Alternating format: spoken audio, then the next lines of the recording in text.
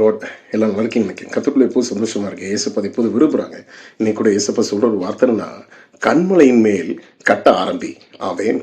கண்மலையின் மேல் அஸ்திபாரம் போட்ட ஒவ்வொரு வீடும் அது நிலையாய் நிற்கும். வசனம் அப்படிதான் சொல்கிறது. பெருவெள்ளம் வந்தும் காற்று அடித்தும் அந்த வீட்டின் மேல் அது பெருமலை சொரிந்தாலும் அந்த வீடு விழவில்லையாம். காரணம், அது கண்மலையின் மேல் அஸ்திபாரம் போடப்பட்டிருந்தது.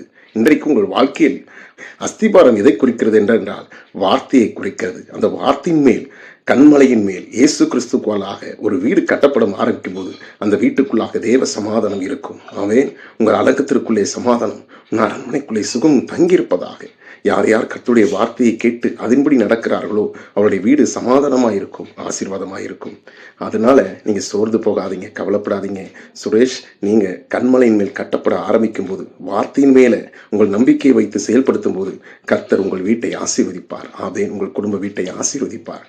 வசனத்தின்படி வாழ்கிறவர்களுக்கு சமாதானம் இருக்கும். அவர்கள் பாதைக்கு இடரில் இருப்பதில்லை. அதனால கவலைப்படாதீங்க, ஹாப்பியா இருங்க. என்னதான் போராட்டங்கள் பாடுகள் இருந்தாலும் நீங்கள் கண்மலைக்குள்ளாக இருக்கும்போது, மோசே கூட ஆண்டவர் சொல்லுகிறார், அந்த கண்மலை மேல் நில்லு. அந்த கண்மலை மேல் நாம் நிற்க ஆரம்பிக்கும் போது வீட்டிலே சமாதானம் இருக்கும், ஆசீர்வாதமாக இருப்பீர்கள். God bless you.